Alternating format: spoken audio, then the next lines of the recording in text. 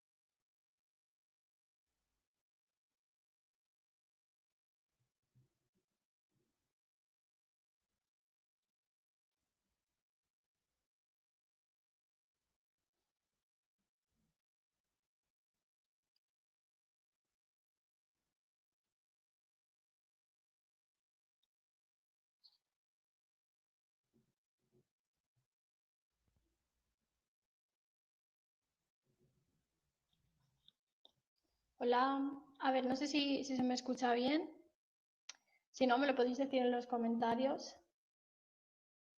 Y bueno, vamos a esperar unos minutitos a ver si se conecta la gente. Y ya empezamos.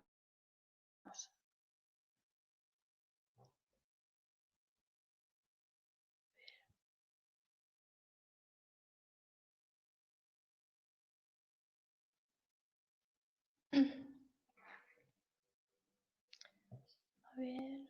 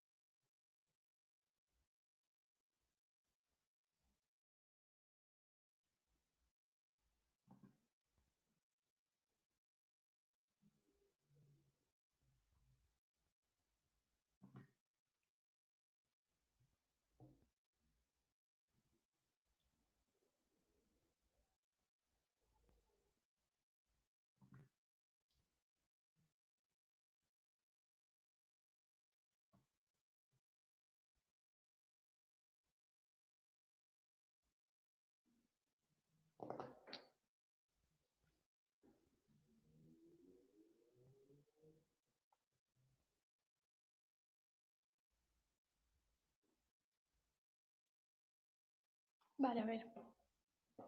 Empezamos ya, que estábamos resolviendo unas cosas. Bueno, para quien no me conozca todavía, yo soy Jessica Mulet, soy la dietista nutricionista de NeoGym y bueno, voy a daros este webinar titulado Nutrición Estética y Saludable. A ver. Bueno, voy a dar la charla y después habrá un turno de preguntas en el cual podéis preguntar cualquier duda que tengáis acerca de nutrición, cualquier concepto que se haya explicado y nos haya quedado claro o cualquier cosa, ¿vale? A ver.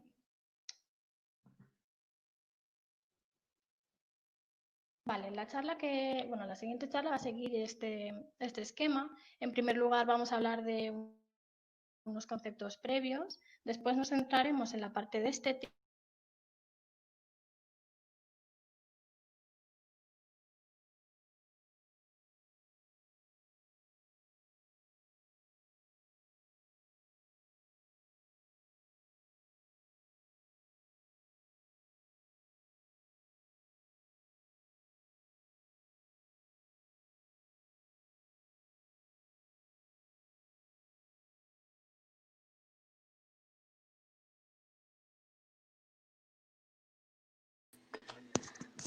Hola a todos.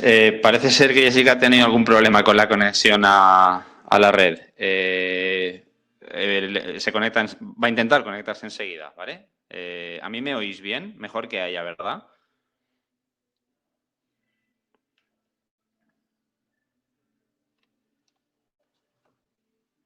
Ya está entrando.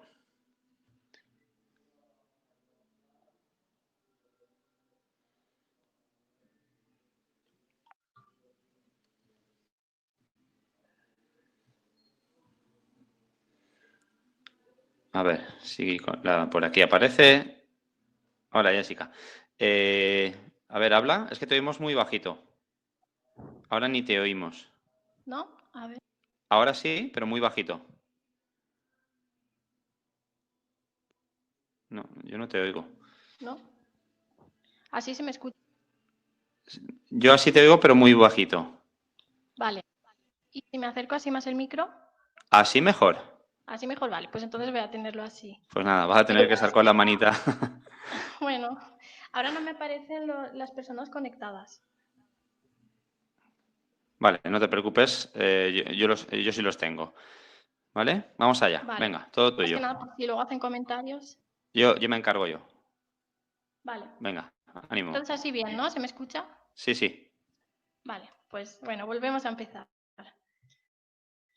A ver, bueno, decía que para quien no me conozca, yo soy Jessica Molet, soy la dietista nutricionista de NeoGym y bueno, voy a dar este webinar que hemos titulado Nutrición Estética y Saludable.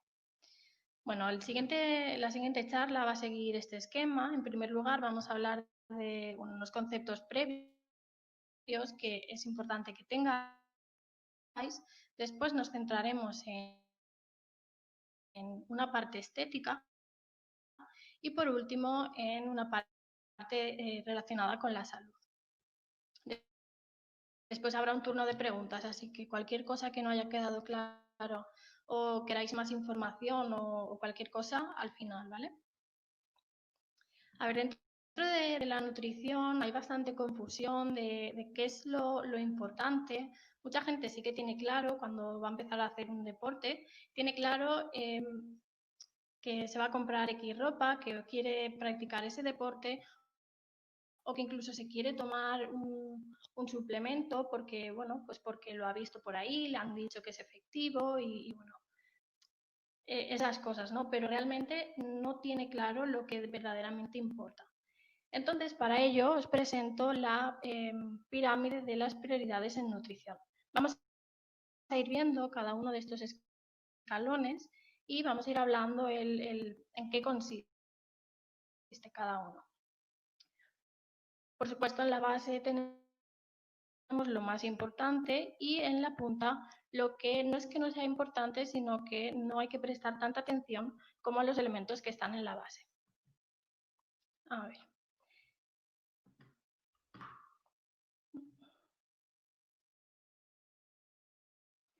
Vale, el primer punto que tendríamos que tener en cuenta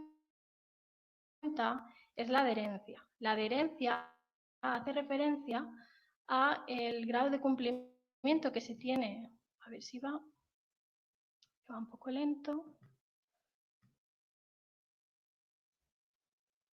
A ver, problemas del directo.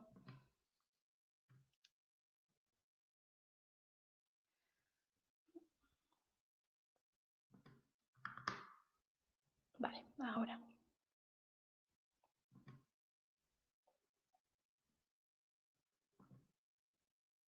Vale, como decía, la adherencia es el grado de cumplimiento que se tiene sobre la pauta alimentaria y lo sostenible que es esta durante el tiempo. Es decir, si la alimentación se ajusta al 100% a tus gustos, a tus costumbres, a tus horarios, es más probable de que tú la vayas a llevar de una manera mejor y la vayas a poder sostener durante más tiempo. Entonces, mi labor como dietista nutricionista está en individualizar la pauta alimentaria al máximo para que tú como paciente, deportista o cliente, pues estés a gusto, porque si no crea adherencia no tiene sentido hacerla, porque al final vas a estar a disgusto y bueno, es lo típico que se lleva 2 semanas y luego se acaba dejando.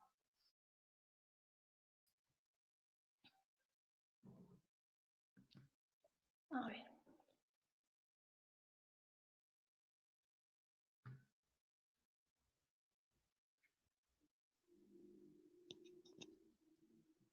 Vale. Perdona, que esto tarda.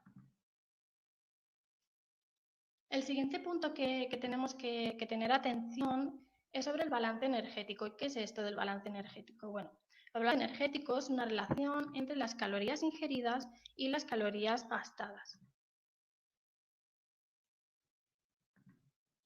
Ay, es que va un poco lento, no sé si lo veis bien.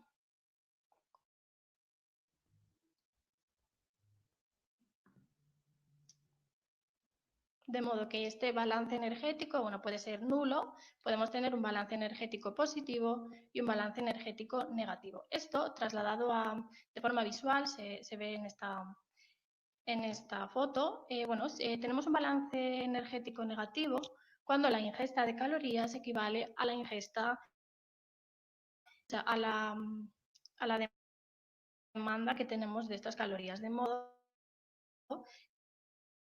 que la forma corporal se queda igual, se contrarresta, digamos.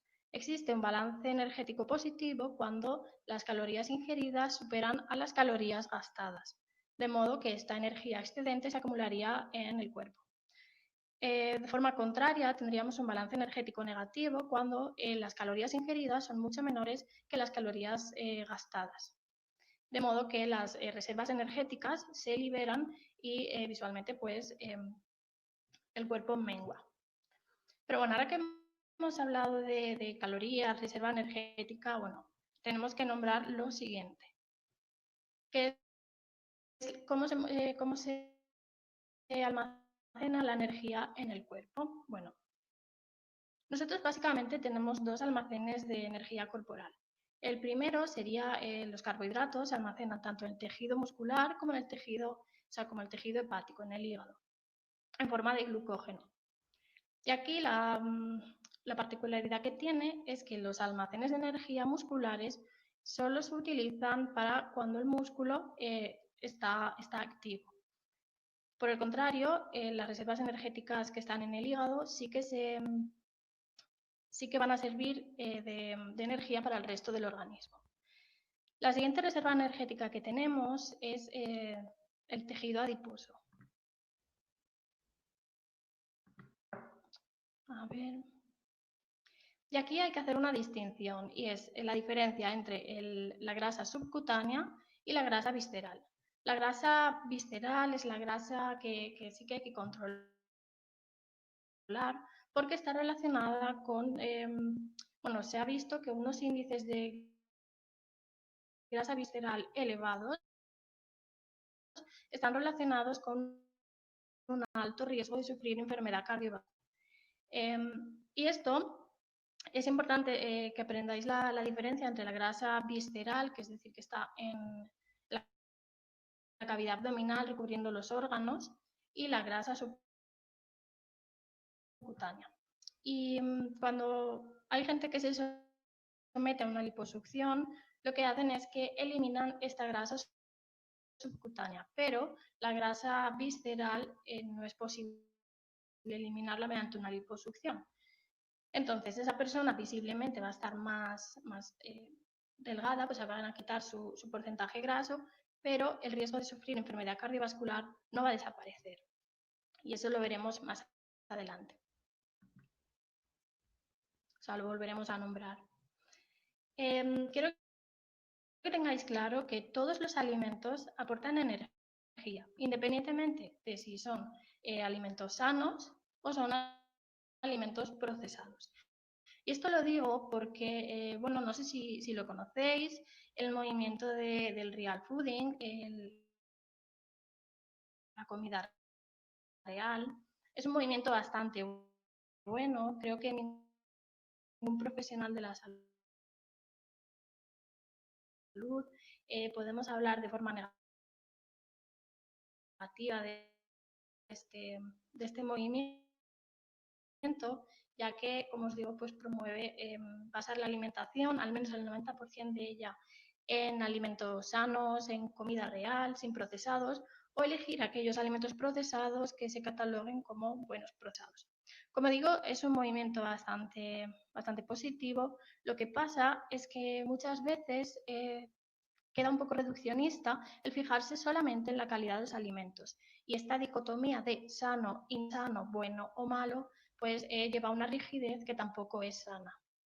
Al final se trata de flexibilizar, pero sin olvidar que también se puede engordar con comida real, ya que un aguacate, por ejemplo, tiene grasa saludable, pero al final es grasa. El balance energético tiene que estar muy presente, de modo que si tenemos un balance energético positivo, por mucha comida real que comamos, vamos a almacenar esa energía. Por tanto, todos los alimentos aportan energía. Una vez hemos establecido el balance energético de los alimentos, es importante poner el punto de atención en los nutrientes que tienen estos, es decir, la calidad nutricional. La calidad nutricional, a ver, ¿qué ha pasado? ¿Se ha ido? Vale, ya. Voy a aprovechar para beber agua.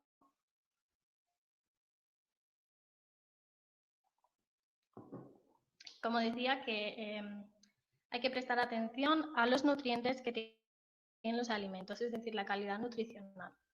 Y la calidad nutricional se refiere a la cantidad y presencia de carbohidratos, grasas, proteínas, que serían los macronutrientes, y los micronutrientes como vitaminas y minerales.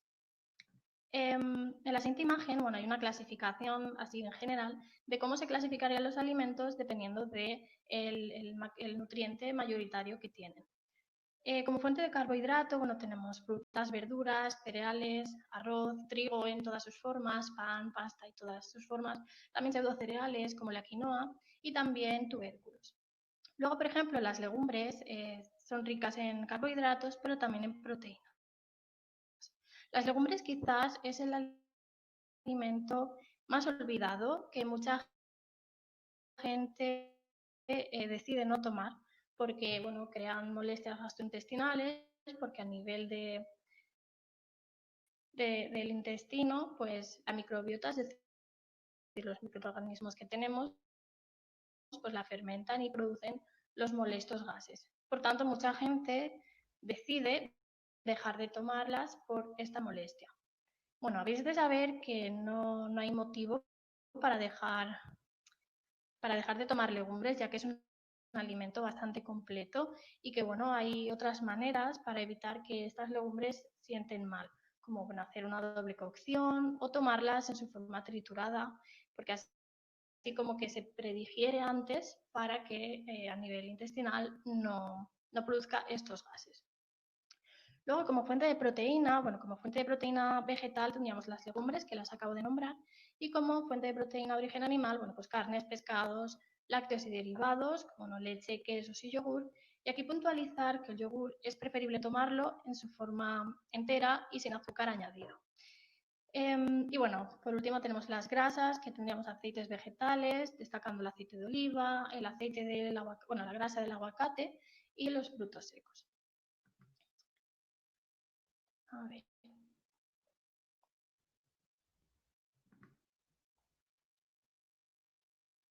Vale, el siguiente punto que tendríamos que tener en cuenta es el timing.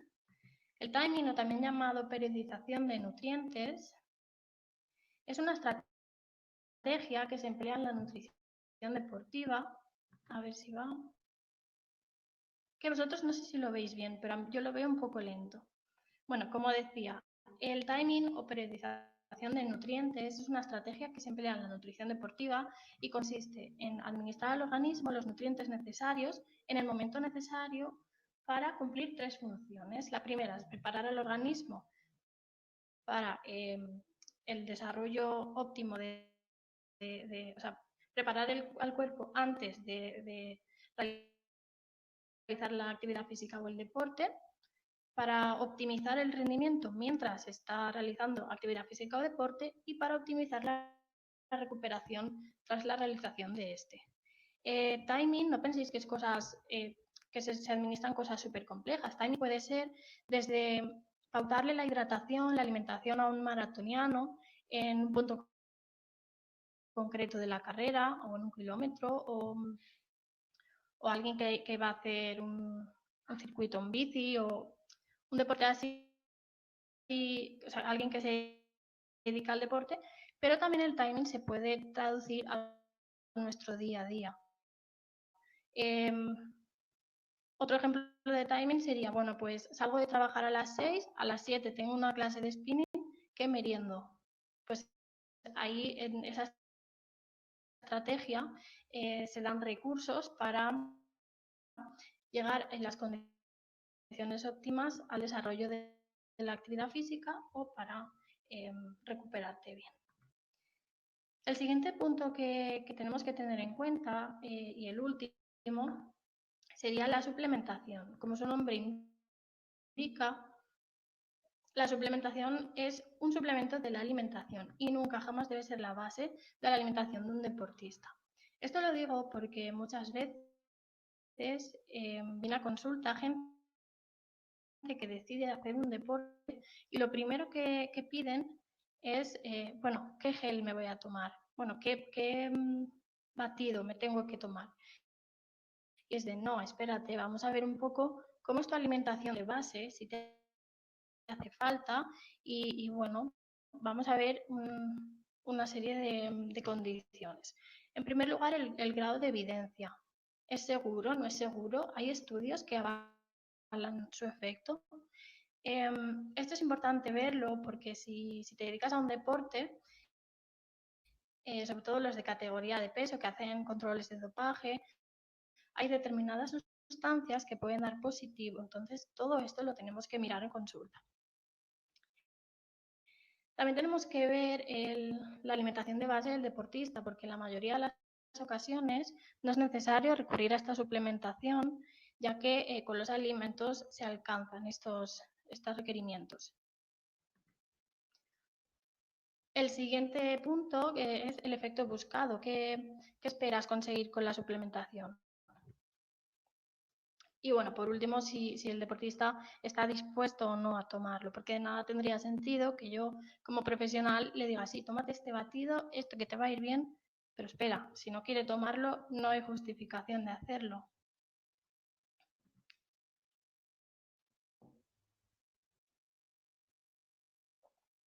Bueno, la suplementación y el timing representan solo el 20% de los resultados y el resto de la pirámide, en la base, representan el 80% de los resultados. Por tanto, debemos focalizar la atención en aquellos puntos que de verdad tienen mayor peso para ver resultados.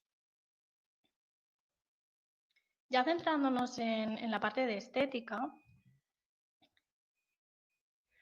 en consulta, bueno, en los casos, digamos que se agrupan mayoritariamente en estas dos opciones.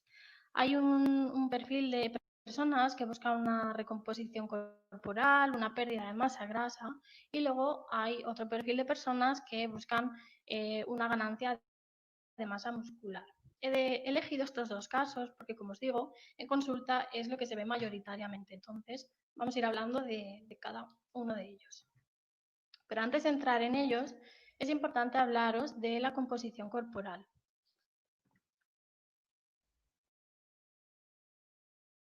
A ver.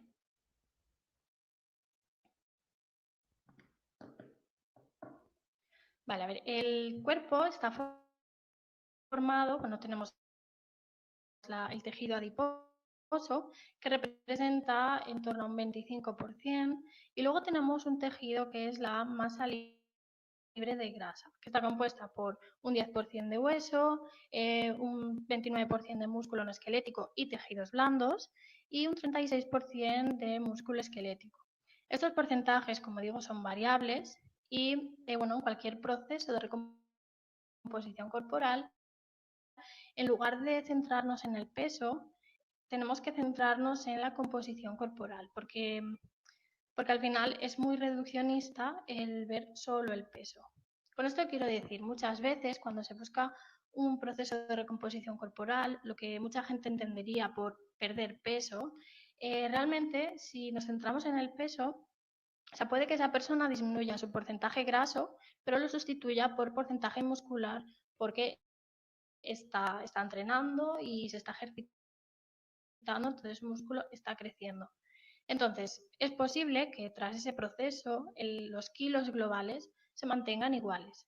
Y sería un error pensar que la persona no ha tenido un cambio físico. Por tanto, debemos centrarnos en la composición corporal, monitorizar la bajada de porcentaje graso y el mantenimiento o aumento del tejido muscular. ¿Y esto cómo lo podemos ver?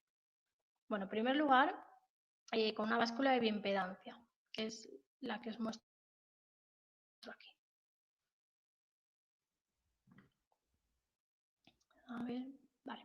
Esta báscula en concreto tiene 8 electrodos que, bueno, a través de los cuales va a fluir una corriente de muy baja frecuencia, es completamente segura y, bueno, va a fluir a través de los compartimentos, a través del agua corporal y mediante una serie de cálculos y derivaciones y estimaciones, bueno, va a permitir conocer y estimar qué porcentaje de todo el peso global corresponde a masa grasa y cuál corresponde a masa libre de grasa.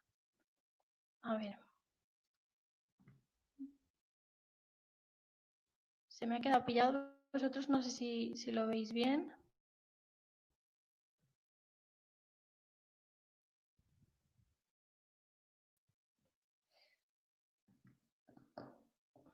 A ver. Vale, ya. Como os decía, estas básculas, bueno, las hay que te dicen o sea, hay algunas que solo te dicen el porcentaje graso, otras también la masa libre de grasa, luego hay otras que te dicen los datos por segmentos, otras que te dicen los kilos del músculo, o sea, del hueso o incluso el grado de hidratación. Hay un amplio abanico de opciones. Lo que pasa es que estas básculas, bueno, como la corriente pasa a través de los fluidos corporales, sí que son muy sensibles. Entonces pueden haber muchas oscilaciones. Por ejemplo, los adolescentes hasta 15 años no se recomienda que se suban. Las personas embarazadas, bueno, las mujeres embarazadas tampoco.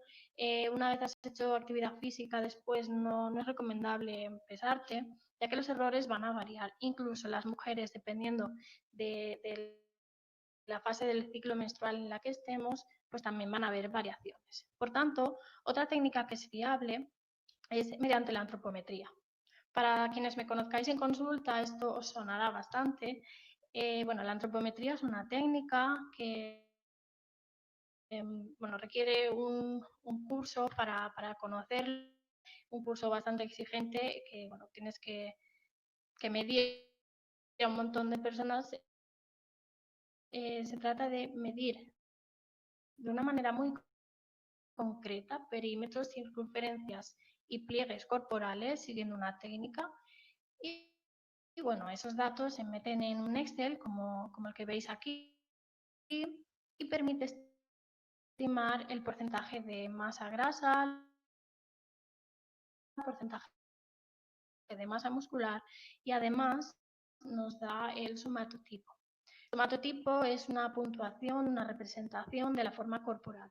Y esto, por ejemplo, en determinados deportes es útil ya que se ha visto que para tener un rendimiento óptimo en la práctica de este deporte, el cuerpo debería tener una serie de formas. Entonces, esto permite monitorizar el proceso del cuerpo para alcanzar estos rangos. A ver. Vale, ya volviendo a los dos casos que os comentaba, en primer lugar vamos a hablar de procesos de pérdida de masa grasa corporal. Fijaos que no hablo de pérdida de peso, sino que voy a hablar de pérdida de masa grasa. Y eso quiero que lo tengáis en cuenta y bastante presente. Vamos a hablar de los típicos errores que se tienen en procesos de pérdida de masa grasa. Y de entrada es el concepto de estar a dieta. ¿Por qué? Porque mucha gente entiende el estar a dieta como esto, de lunes a viernes, bueno, pues como cero, como light, ensaladita, así ligerito, y claro, luego llega el finde, y el finde es que por un día no pasa nada, y bueno, vienen las copas, vienen las pizzas, vienen las patatas fritas, Y bueno, como yo he estado toda la semana pasando hambre, pues bueno, el fin de me lo merezco. Mucha gente con ese de me lo merezco ocurre lo siguiente. Esto transformado a números pasa lo siguiente. Imaginaos una persona que su gasto energético diario medio son unas 2000 calorías. ¿No? Vemos que entre semanas sí que ha creado un balance energético negativo que es propicio para que pierda masa grasa. Sin embargo, vemos que el fin de con esos caprichitos que se ha permitido, ha superado bastante el balance energético, de modo que tenemos un balance energético positivo. De hecho, esto hice el cálculo y creo que eran 27.000 calorías en toda la semana. O sea, una salvajada. Bueno, esto al final, esto se traduce luego en frustración de es que a mí las dietas no me funcionan, es que madre mía, si estoy matándome a hambre toda la semana, ¿por qué no pierdo peso? ¿Por qué me pasa a mí? ¿Por qué tal? Entonces, al final la culpa no radica en la dieta, radica en una mala gestión que ha hecho la persona sobre este concepto de estar a dieta. Por tanto, al final de nada vale el tener conductas compensatorias, y esto lo digo porque mucha gente, bueno, después del finde, dice, bueno, es que como ya me he pasado, esta noche voy a cenar ligero. Y claro, ese cenar ligero lo entienden como, bueno, hacen elecciones de alimentos que realmente energéticamente no son ligeras. Por tanto, si después de una comilona no tienes hambre, es tan sencillo como no comas. Espérate hasta que tu cuerpo te pida comida y entonces ya comes. Si tienes un poco de hambre, es mejor, es preferible hacer una elección variada con todos los grupos de alimentos, pero menor cantidad.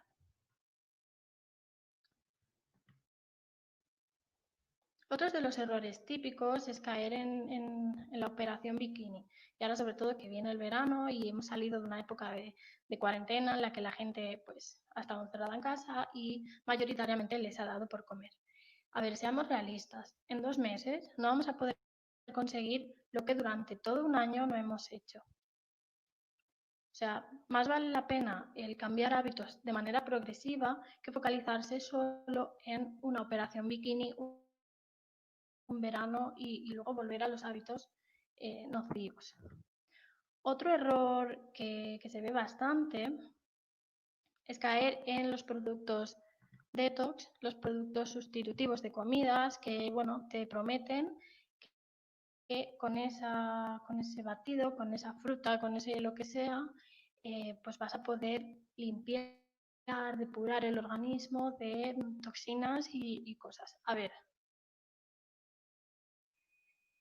esto no es así, o sea, no necesitamos ninguna sustancia para desintoxicar el organismo, porque si necesitáramos desintoxicar el organismo, significaría que necesitamos un trasplante de hígado. O sea, ya tenemos unos órganos maravillosos que depuran de manera natural al organismo, depuran los tóxicos, en caso de que hayan tóxicos, como puede ser el hígado, los riñones, los pulmones, mediante la respiración o incluso la piel. Por tanto, no necesitamos ningún producto detox. Otro error sería caer en las típicas sustancias que venden como quemagrasas, como que aceleran el metabolismo, que te van a ayudar a perder grasa. A ver, la grasa no se quema, o sea, no es una falla, la grasa no se quema. La grasa, los depósitos de grasa corporal se movilizan, es decir, se liberan, se rompen esos depósitos de grasa corporal para gastar esa energía que al cuerpo le hace falta. Y para ello no hay nada más efectivo que crear un balance energético negativo. Ahí volvemos a lo del principio, lo de los balances energéticos. Básicamente es ingiriendo menos calorías de las que tu cuerpo va a necesitar. Entonces, esas reservas de grasa corporal se van a movilizar. Y por último, bueno, el típico, este no es tan típico, pero sí que es un error que se da, es recurrir a liposucciones. Bueno, aquí vemos una persona que se ha sometido a una liposucción y vemos que su grasa subcutánea visiblemente ha disminuido bastante. Sin embargo, su grasa visceral, es decir, la que recubre sus órganos internos, sigue igual. ¿Y por qué? Porque esta grasa solo se moviliza con cambios en el estilo de vida y de alimentación, es decir, alimentándose correctamente, entrenando y teniendo paciencia, porque estos procesos llevan su tiempo. El cuerpo se tiene que adaptar. Esto es lo que se conocería como una persona delgada metabólicamente obesa, es decir, visualmente eh, está perfecta, pero su metabolismo y sus órganos pues funcionan pues, como si tuviera obesidad. Es decir, el riesgo de sufrir enfermedad cardiovascular lo tiene igual.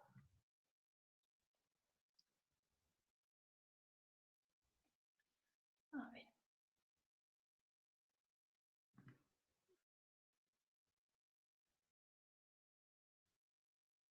Otro error típico es caer en las típicas dietas milagro. Estas dietas se identifican muy fácil porque suelen ser dieta de inserte nombre de alimento o dieta de inserte nombre de persona. Y las venden, las publicitan como si fuera lo mejor y como si, ya os digo, como si en cosa de 2 meses se pudieran corregir hábitos que no se han tenido durante años. Y no existe, no es posible. Estas dietas, bueno, son efectivas a corto plazo porque son muy restrictivas. Generalmente eliminan un grupo de alimentos de manera tajante durante un periodo bastante largo y al final es peligroso porque estás privando al organismo de nutrientes que son necesarios. Estas dietas también, bueno, son bastante hipocalóricas, es decir, crean un déficit energético alto y al final lo que conduce es a la persona pase hambre. Esto es peligroso porque también entras en un círculo vicioso de frustración, hambre y psicológicamente tampoco es bueno. Además, el hecho de que sean tan hipocalóricas, a ver si va. El hecho de que sean tan hipocalóricas, es decir, que el déficit energético sea muy grande, hace que el cuerpo entre en modo de supervivencia. ¿Qué es esto? El proceso de pérdida de... Bueno, el déficit energético altera el equilibrio normal, la homeostasis del organismo. Entonces, el organismo, como no quiere perder masa grasa, detecta que hay un peligro súper grande. Entonces, eso, activa el modo supervivencia, de modo que cuando vuelvas a comer, va a almacenar esa energía por si viene otra época de hambruna. De modo que aparece el efecto rebote. Esto de manera visual se traduce en lo siguiente. Mira, en la línea de arriba vemos cómo sería un déficit energético bien planteado. Vemos que es la disminución de grasa y bueno, la recomposición corporal se ha hecho de manera progresiva, de modo que el cuerpo le ha dado tiempo a adaptarse a los cambios y al final de todo el proceso no se ha recuperado el peso perdido. En cambio, la línea de abajo respondería a cómo funciona una dieta milagro. Al inicio, la caída de peso es muy grande, es muy acentuada, porque bueno, mayoritariamente se pierde glucógeno y agua corporal. También hay una pérdida dramática de peso porque recordemos que es muy hipocalórica, entonces las reservas corporales se movilizan y se libera la grasa, pero al final vemos que el crecimiento de la masa grasa y del peso en definitiva es exponencial, recuperando lo perdido y superándolo. Y bueno, aquí la línea la he cortado este nivel, pero se han dado casos de que incluso se ha duplicado de manera muy exagerada el peso. Por tanto, el efecto rebote ha sido muy alto.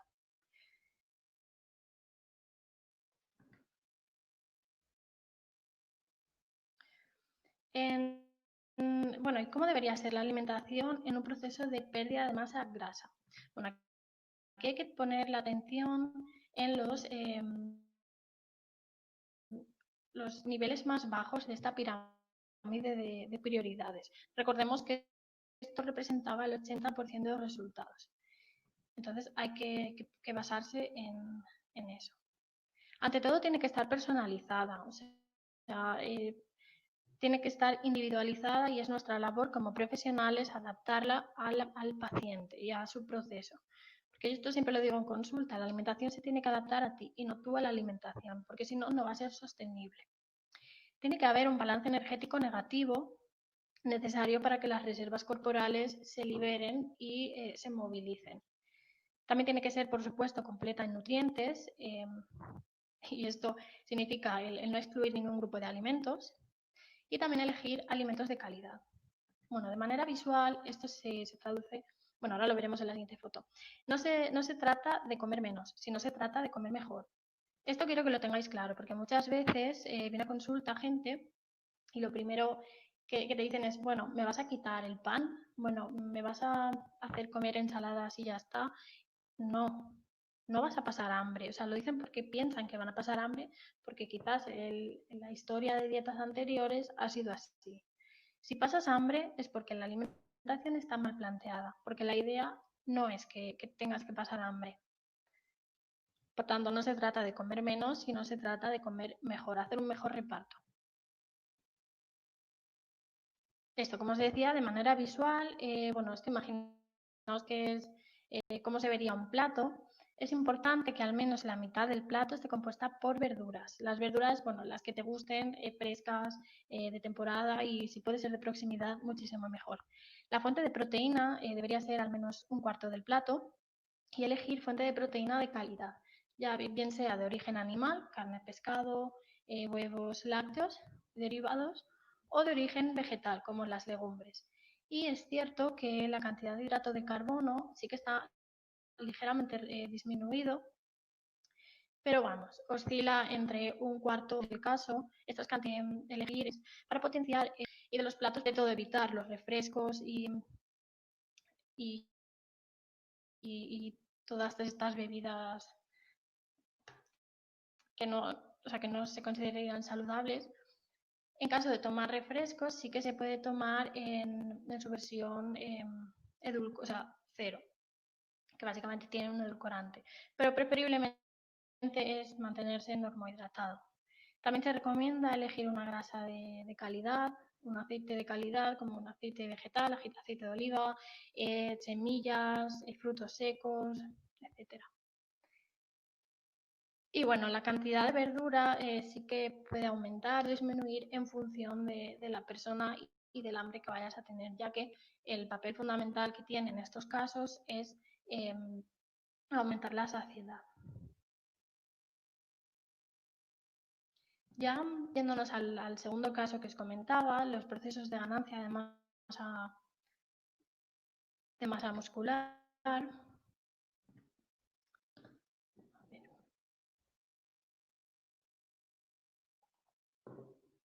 Es que vosotros no sé si lo veis, pero a mí tarda un poco. A ver.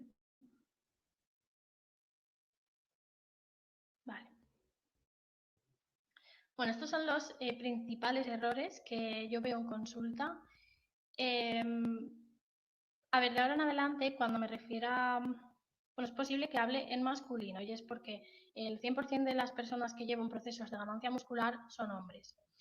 Pero sí que veo que el principal miedo, sobre todo en mujeres, es un miedo a crecer, miedo a, de repente, por entrenar fuerza, por aumentar la ingesta de proteínas, pues van a verse mucho más musculadas de un día para otro, van a dejar de ser femeninas y para nada es así. O sea, el proceso de ganancia de masa muscular es bastante costoso y de un día para otro no va a pasar. Entonces, si eres mujer y tienes estos miedos, has de estar tranquila porque no pierdes la feminidad y no pasa nada. En el webinar anterior ya visteis la importancia de mantener una masa muscular en óptimas condiciones y bueno, es bastante importante. El siguiente error que veo en consulta es no tomar suficiente proteína y esto es porque, bueno, se se tiende a priorizar socialmente el consumo de fuentes de carbohidratos y la proteína es quizás el nutriente más olvidado. Pero básicamente sin proteína el cuerpo no va a crecer, el músculo no va a crecer. Otro error que también veo es no entrenar de manera correcta. El entrenamiento para ganancia de masa muscular es bastante específico, ya que al final el músculo va a crecer ante un estímulo que le sea suficiente, que sea grande. Es decir, esto ante todo tiene que estar bien pautado por un profesional. Va a pautar el número de repeticiones, el número de series, el tipo de ejercicio, también el volumen de trabajo y las cargas, para que esto sea, como digo, un estímulo óptimo para la ganancia de masa muscular. Ante todo, cuando yo tengo un paciente que está en este proceso, yo hablo con su entrenador y entre los dos adaptamos a la par la alimentación a cada fase del entrenamiento o él adapta el entrenamiento a cada fase de la alimentación. Y esto es importante que lo hagáis si vais a iniciar un proceso de ganancia de masa muscular, que ponga en contacto a todos los profesionales que van a atenderos. El último miedo, y este sí que lo tienen bastantes hombres, es el miedo a engordar. ¿Y esto por qué pasa? A ver, para aumentar masa muscular se necesita crear un balance energético positivo, es decir, crear un extra de un superávit calórico. Ingerir más calorías de las que vas a gastar. Y no porque en el entrenamiento no vayas a gastar calorías, que además el entrenamiento es bastante duro y los requerimientos mientras entrenas son altos. Pero se necesita un extra de energía. Como digo, esto al final se traduce en que visiblemente van a estar más tapados, muchos vienen y dicen es que no me veo los abdominales, sé que están porque los noto, pero no me los veo, han desaparecido, o es que mira, tengo aquí una chicha que antes no tenía. Y esto es importante, yo lo hablo con ellos, les digo tranquilos, sí que vas a estar más tapado, pero tienes que entender que esto es un proceso completamente normal y hay que pasar por ello porque, como digo, sin ganar masa grasa, o sea, si quieres ganar masa muscular, tienes que ganar masa grasa porque al final es así. Entonces, ¿esto cómo lo hacemos? Bueno, supongamos, la línea de arriba es la masa muscular y la de abajo es la masa grasa. Esto en cada momento, desde el inicio hasta el final, se monitoriza mediante, como hemos visto antes, mediante bioimpedancia o con antropometría, y en cada sesión vamos viendo la evolución. Supongamos que un deportista ya inicia el proceso con un porcentaje graso alto. Entonces, sabemos que la masa grasa va a aumentar, se va a disparar. Entonces, para que no se dispare a niveles que posiblemente no sean saludables o se vea muy tapado y después cueste el bajar, lo que hacemos en una primera fase es bajar su porcentaje graso hasta unos valores óptimos. Que sería, a ver... Como digo, bajamos en esta primera fase la masa grasa hasta unos valores óptimos. Como veis, la masa muscular se mantiene constante, porque los requerimientos, o sea, la cantidad de proteína que ingiere se monitoriza también. Cuando ya tenemos la masa grasa en unos valores óptimos de salud, iniciaríamos lo que comúnmente se conoce como una fase de volumen. En esta fase el entrenamiento también ha de cambiar y posiblemente sea un entrenamiento más duro, con más estímulos, con más carga y volumen de trabajo. Y vemos como la masa muscular aumenta y la masa grasa también. Al final la masa grasa se espera que aumente. Pero cuando llega un punto en el que o bien el deportista se ve muy tapado y a nivel psicológico le está afectando y decide, mira, bajamos. O cuando este porcentaje de masa grasa está alcanzando unos valores que rozan lo no saludable, o incluso cuando se alcanza la masa muscular que deseaba el deportista, pues iniciaríamos lo que comúnmente se conoce como una fase de definición, en la que, como veis, la masa muscular se mantiene y la masa grasa disminuye hasta bueno, hasta alcanzar los valores que el deportista.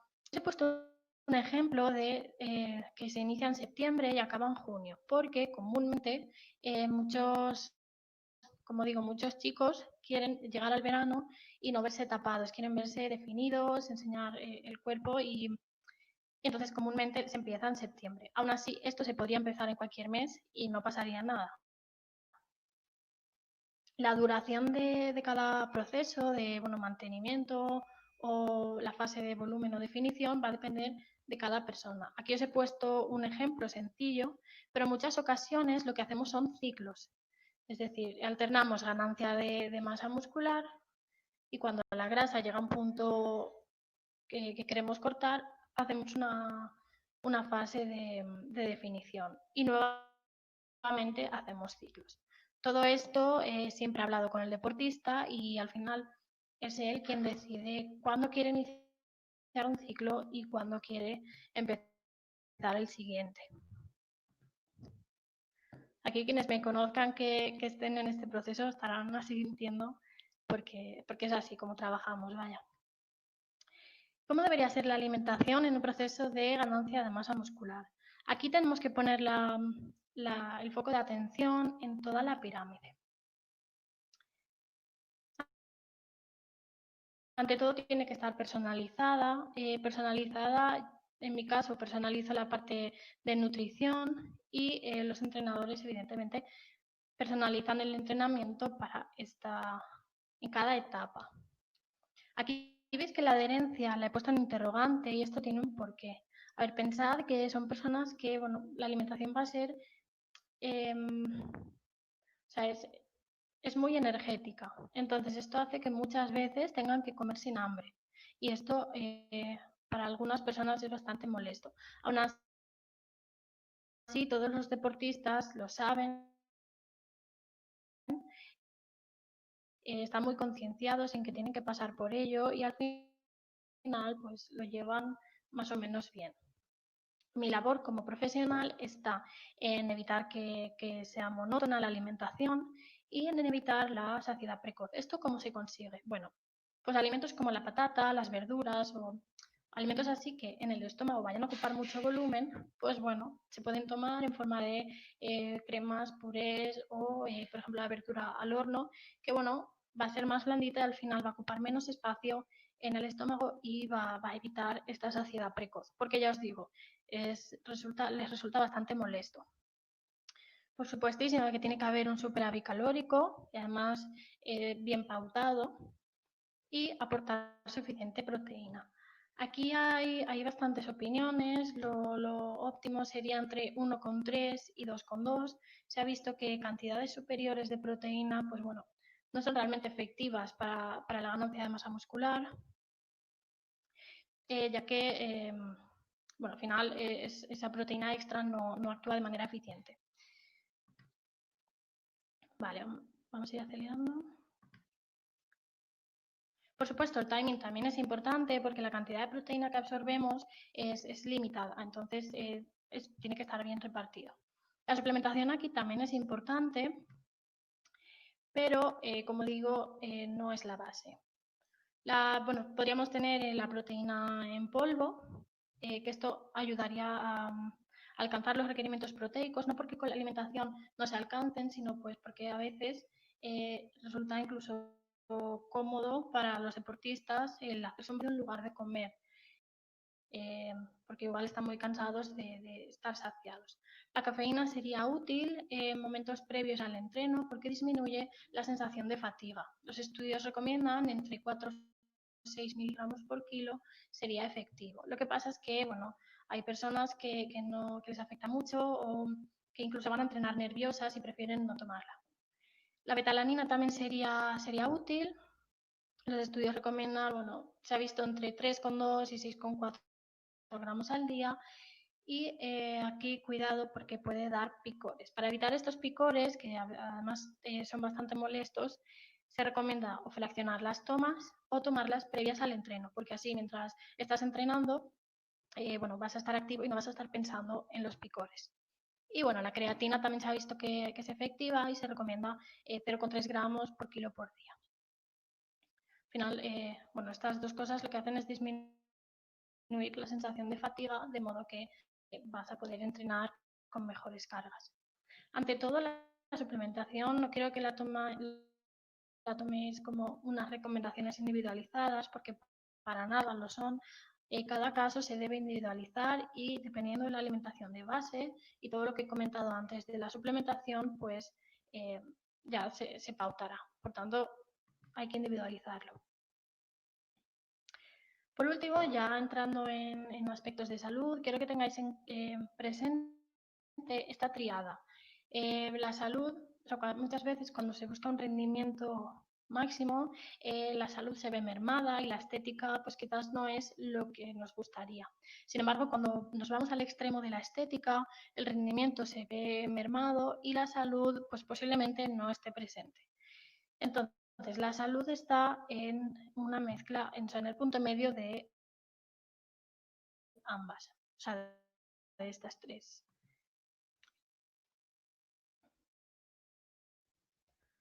A ver.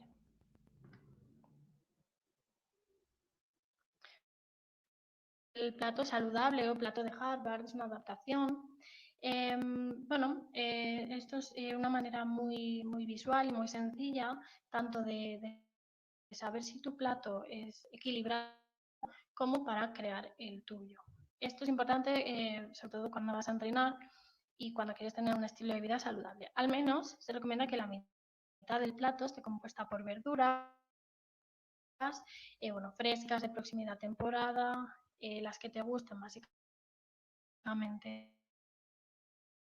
Y jugar con aumentar o disminuir esta cantidad en función del hambre que tú consideres que tienes. Que la fruta esté presente. También no olvidemos que un zumo de fruta no equivale a una pieza de fruta porque para hacer el zumo generalmente gastas 2 frutas y estás eliminando la fibra. La fibra es importante para tener un correcto funcionamiento del tracto intestinal. Se recomienda que al menos un cuarto del plato esté compuesto por granos integrales, que son fuente de carbohidratos. Como habíamos visto antes, bueno, cereales, pan, pasta, también tubérculos, patata, etc. Y bueno,